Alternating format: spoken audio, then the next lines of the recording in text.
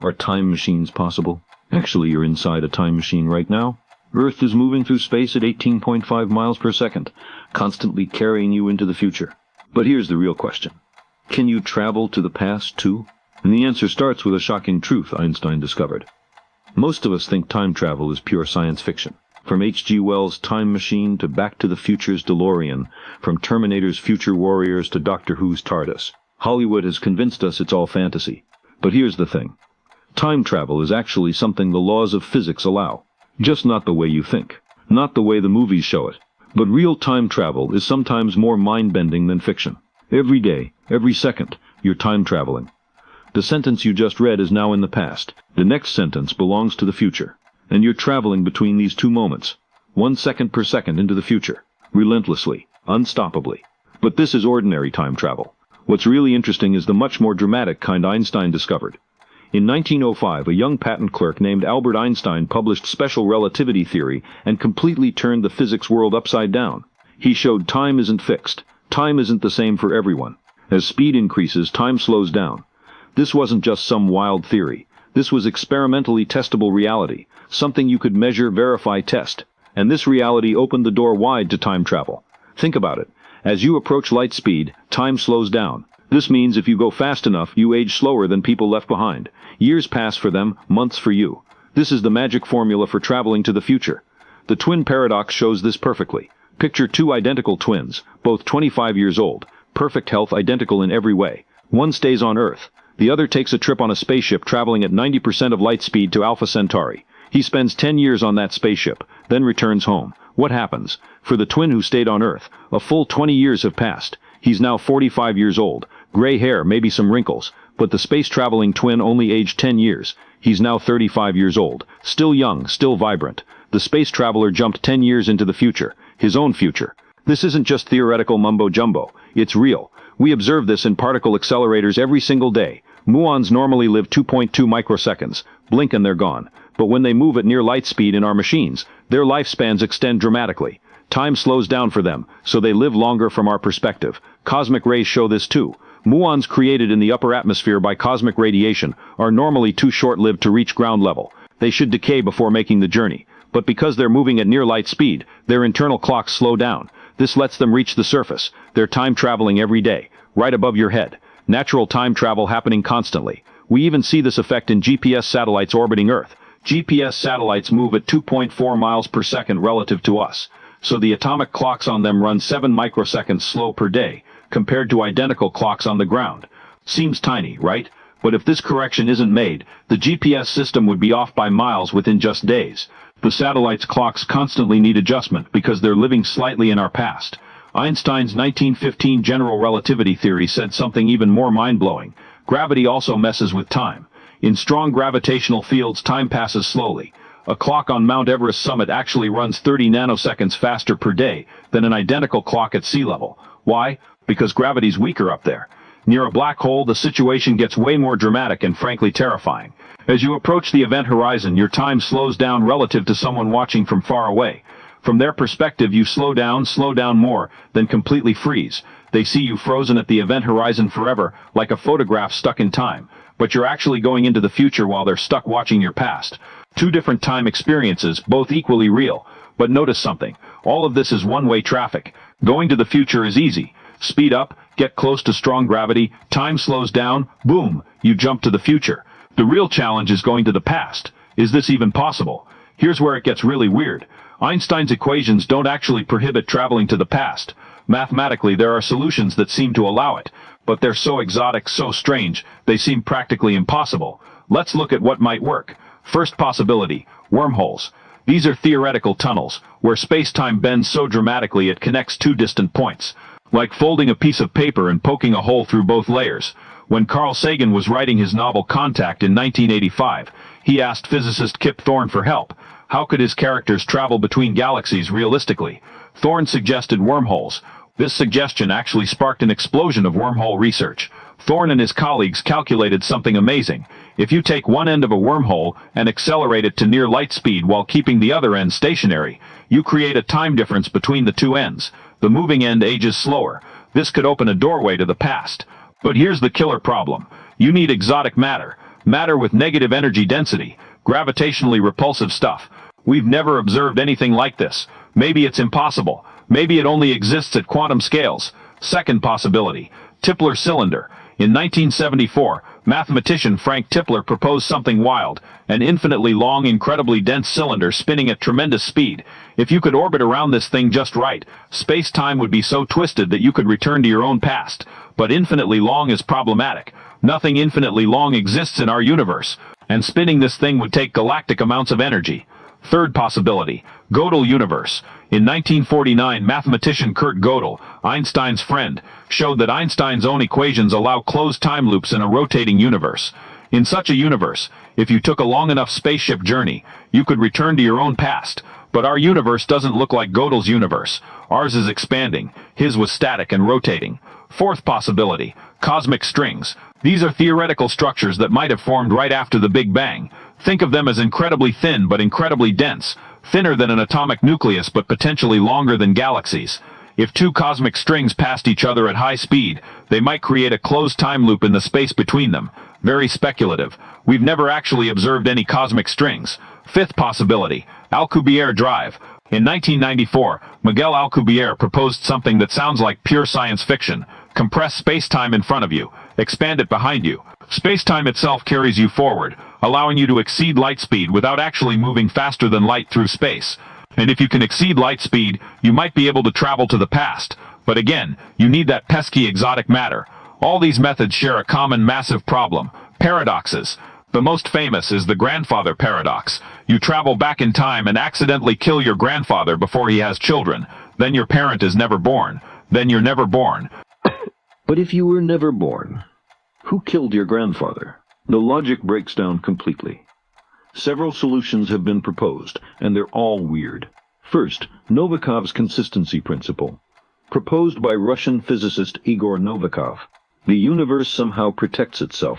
Any attempt to change the past fails through increasingly improbable coincidences. You try to kill your grandfather, but the gun jams. You try again, but you miss. You try a third time, but change your mind at the last second.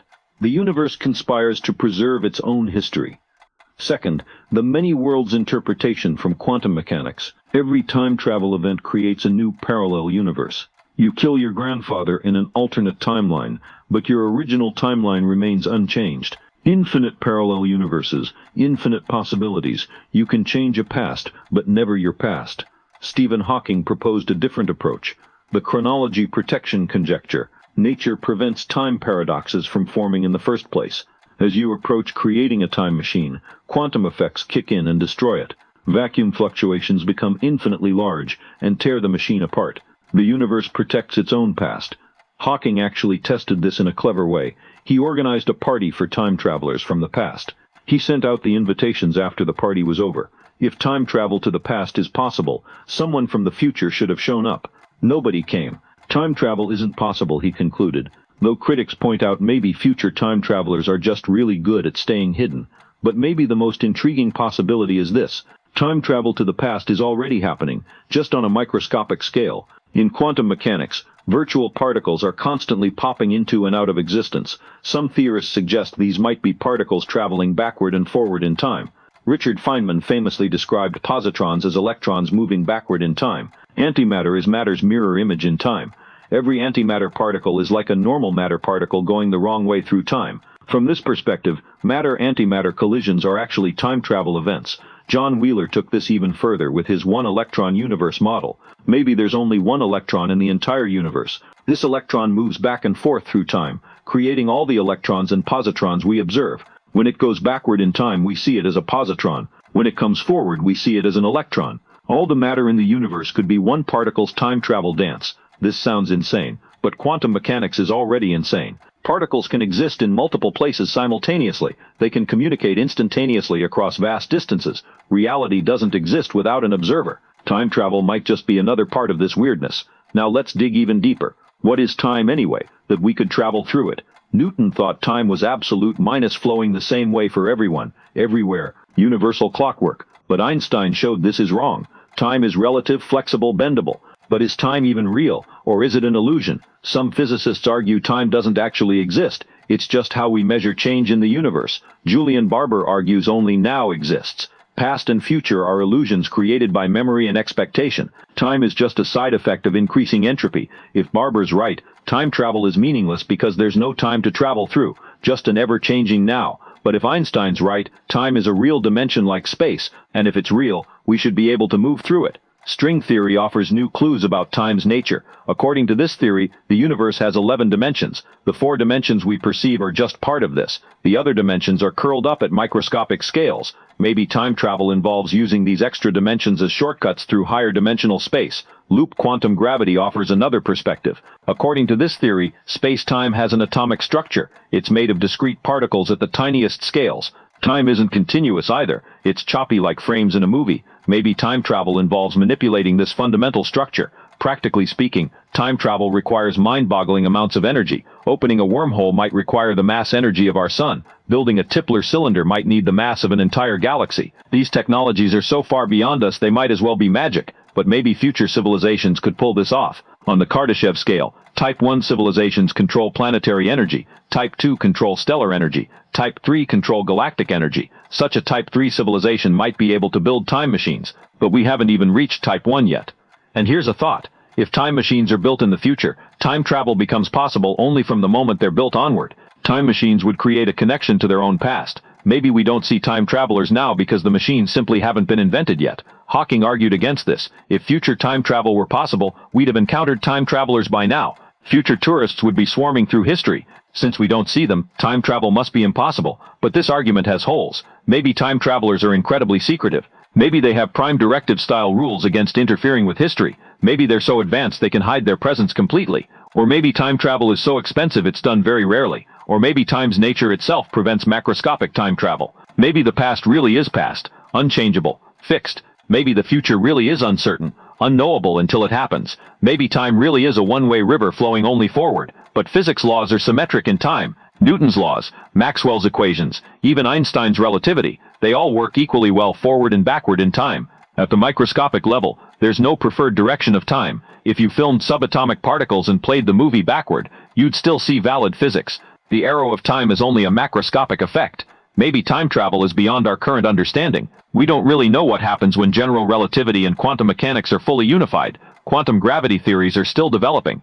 Maybe those theories will reveal new perspectives on time travel. What we know for sure right now, future travel is definitely possible. Astronauts, pilots, and anyone traveling at high speeds do it constantly in tiny amounts. But past travel, at least on macroscopic scales, looks very questionable. Physics might allow it, but practical difficulties and paradoxes are enormous. Still, don't give up hope. Science keeps surprising us. Flying was impossible until the Wright brothers. Space travel was fantasy until Gagarin.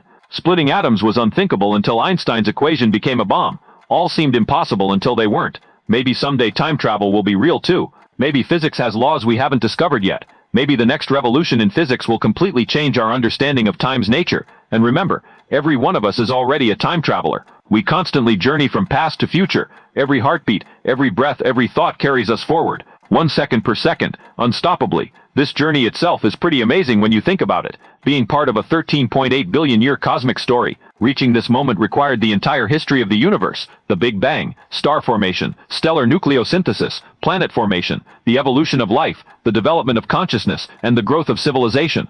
Maybe time's greatest gift isn't the ability to travel through it, but the ability to experience each moment fully. Every moment is unique, unrepeatable, precious. Even if we could travel to the past, we couldn't truly relive the same moment, because we would have changed. The universe would have changed. Go ahead and travel to any past or future you want. But remember, the most amazing time is always now, because now is the only time you're actually living in. Past exists in memory, future exists in imagination, but now exists in reality. Now is where matter and energy and consciousness meet. And this is time travel's biggest paradox. We spend so much energy trying to travel to past or future that we miss each present moment. But the most amazing journey is staying right here, right now, because this moment is the universe's unique gift, the culmination of 13.8 billion years of cosmic evolution. Are time machines possible? Maybe. Physics doesn't completely rule them out, but the real time machine is you, living each moment, experiencing each sensation, moving into the future with each breath. This journey is more amazing, more meaningful, more real than any theoretical machine could ever be. Because in this journey, you're not just moving through time, you're moving through dimensions of consciousness, experience, love, curiosity, wonder, and these dimensions are deeper and richer than time itself. This is real time travel.